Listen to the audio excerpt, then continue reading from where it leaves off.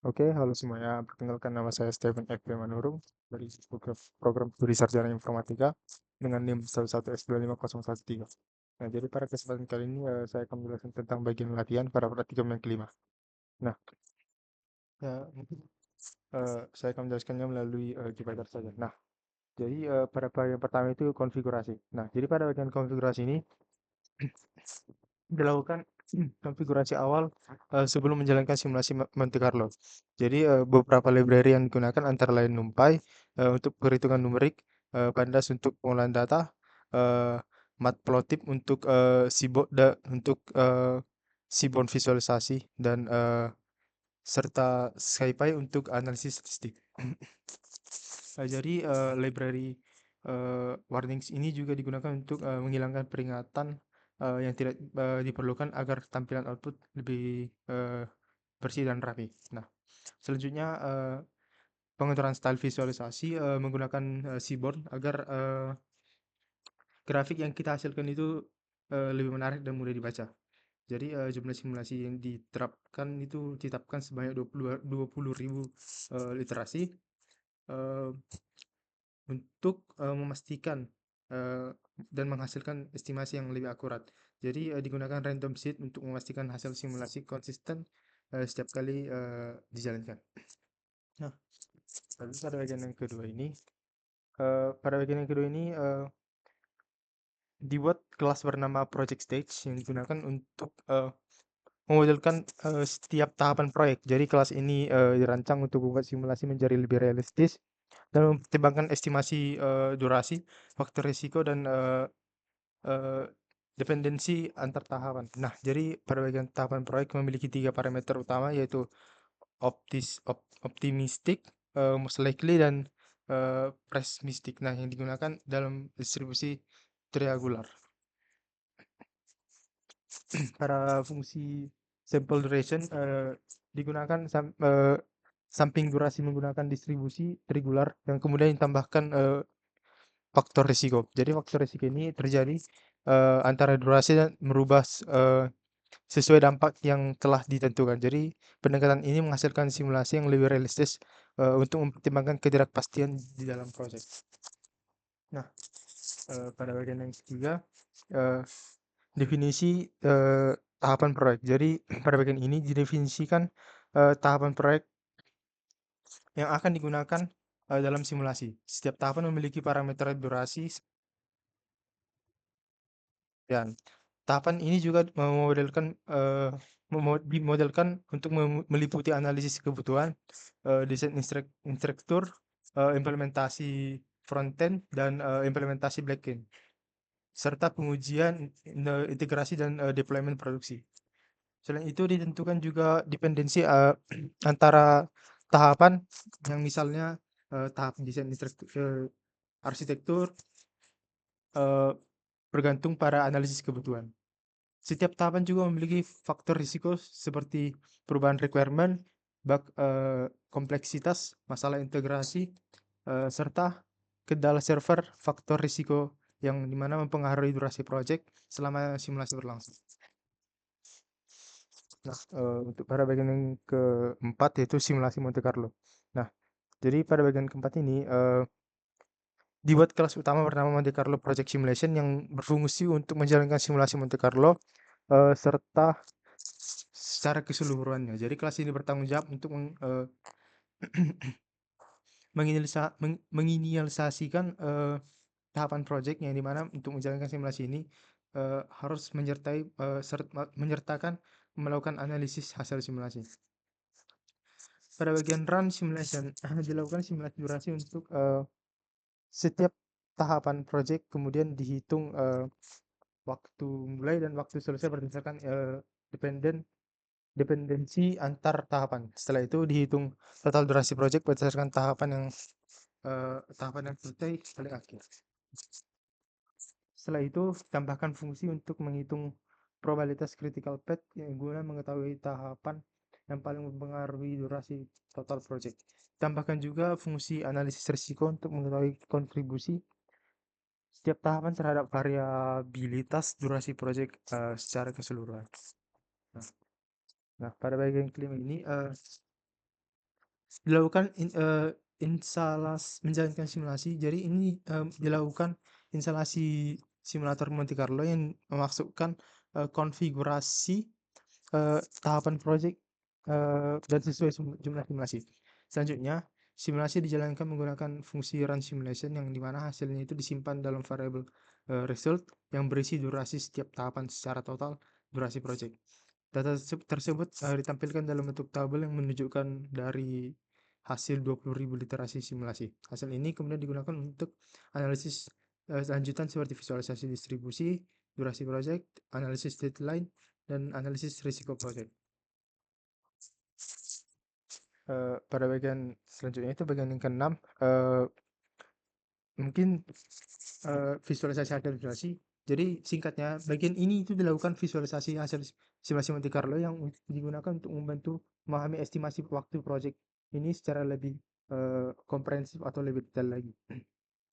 Visualisasi dibagi menjadi beberapa grafik yang menampilkan distribusi project, probabilitas penyelesaiannya, analisis critical path, distribusi durasi tahapan, serta analisis risiko dan korelasi antar tahapan. Visualisasi ini dibuat dalam beberapa subplot agar hasil analisis dapat ditampilkan secara struktur dan mudah. Nah, mungkin pada bagian gambar yang pertama ini bisa kita lihat. Nah, jadi distribusi yang pertama itu distribusi durasi project. Nah, jadi pada grafik pertama ini tampilkan distribusi durasi total project dalam bentuk histogram. Grafik ini juga menunjukkan penyebab kemungkinan durasi project berdasarkan hasil simulasi Monte Carlo. Pada grafik terlihat bahwa simulasi berbentuk mendekati normal, yang menunjukkan bahwa sebagian besar dari simulasi berada di sekitar nilai rata-rata. Nah, pada bagian grafik juga ditampilkan garis vertikal merah yang menunjukkan nilai rata-rata serta garis hijau yang menunjukkan nilai median. Selain itu, terdapat area berwarna kuning dan orange yang menunjukkan confidence interval 80% dan 95%. Area ini menggambarkan rentang waktu yang paling mungkin terjadi dalam penyelesaian project. Di dalam grafik juga ditampilkan informasi statistik paling penting seperti rata-rata durasi project, median, standar deviasi, nilai minimum, maksimum, serta confidence interval. Jadi informasi ini memberikan gambaran menyeluruh mengenai estimasi project berdasarkan hasil simulasi. Nah, yang kedua itu pada gambar yang kedua kurva probabilitas penyelesaian. Jadi grafik kedua ini menampilkan kurva probabilitas penyelesaian project terhadap deadline yang berbeda. Grafik ini menunjukkan hubungan antara waktu deadline dengan probabilitas project selesai tepat waktu. Pada grafik ditampilkan beberapa garis horizontal sebagai referensi probabilitas yang itu 50%, 80%, dan 95%. Yang dimana ini menampilkan juga beberapa titik penting seperti 60 hari, 70 hari, 80 hari, sampai 90 hari yang menunjukkan probabilitas penyelesaian pada masing-masing deadline tersebut. Area berwarna pada grafik menunjukkan rentang deadline realistis project, yang dimana grafik ini membantu menentukan target waktu project yang lebih realistis berdasarkan tingkat probabilitas yang diinginkan. Nah, pada bagian yang ketiga, analisis critical path. Grafik ketiga ini menampilkan analisis critical path pada dari setiap tahapan project. Jadi grafik ini menunjukkan probabilitas setiap tahapan menjadi bagian dari jalur kritis yang mempengaruhi durasi total project. Pada bagian grafik terlihat bahwa tahapan dengan probabilitas tertinggi ditandai dengan warna merah. Nah, tahapan tersebut merupakan bagian yang paling kritis karena memiliki pengaruh besar terhadap durasi total project. Grafik ini membantu mengidentifikasi tahapan yang perlu mendapat perhatian dan lebih dalam melihat pengolahan proyek tersebut. Selain itu ditampilkan juga ringkasan tahapan paling kritis yang menunjukkan 3 tahapan dengan probabilitas tertinggi. Yaitu informasi ini dapat digunakan untuk menentukan probabilitas dalam manajemen proyek. Untuk yang bagian keempat yaitu grafik keempat yaitu distribusi durasi per tahapan. Nah, grafik ini menampilkan box plot distribusi durasi untuk setiap tahapan proyek. Jadi grafik ini menunjukkan variasi durasi pada setiap tahapan serta perbandingan antar tahapan. Jadi grafik ini ditampilkan untuk median, untuk nilai median, kuartil, serta autrial dari masing-masing tahapan. Jadi ini tampilkan juga titik rata-ratanya seperti bisa kita lihat untuk tahapan yang ditandai dengan titik biru.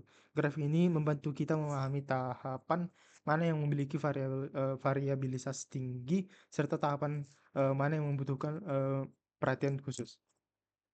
Nah, untuk grafik yang selanjutnya itu kontribusi risiko per tahapan. Jadi grafik ini menampilkan kontribusi risiko dari setiap tahapan terhadap variabilitas durasi proyek. Grafik ini ditampilkan dalam bentuk bar chart yang menunjukkan persentase kontribusi risiko. Nah, jadi di grafik terlihat bahwa beberapa tahapan memiliki kontribusi risiko lebih besar dibandingkan tahapan lainnya.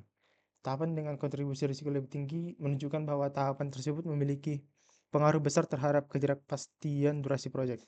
Nah, untuk yang keenam yaitu yang terakhir yaitu matriks eh, korelasi antar tahapan. Nah, jadi grafik ini menampilkan Hetman korelasi antar tahapan proyek yang dimana Hetman ini menunjukkan hubungan antara durasi tiap tahapan proyek. Nilai korelasi ini juga bersifat positif yang menunjukkan bahwa peningkatan durasi pada satu tahapan dapat mempengaruhi tahapan lainnya.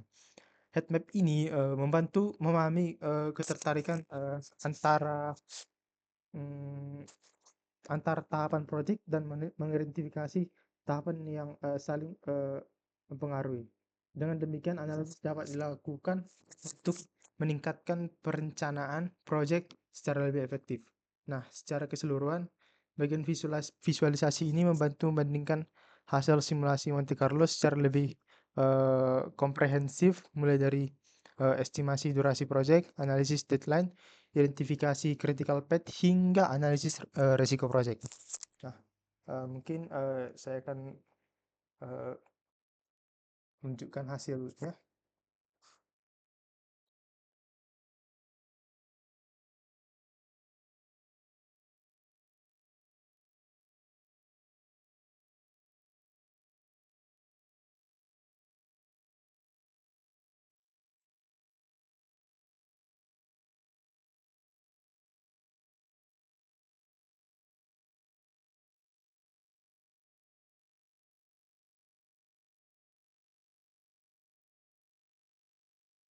Nah, kita jalankan simulasi. Nah, jadi seperti inilah kira-kira gambaran hasil simulasinya.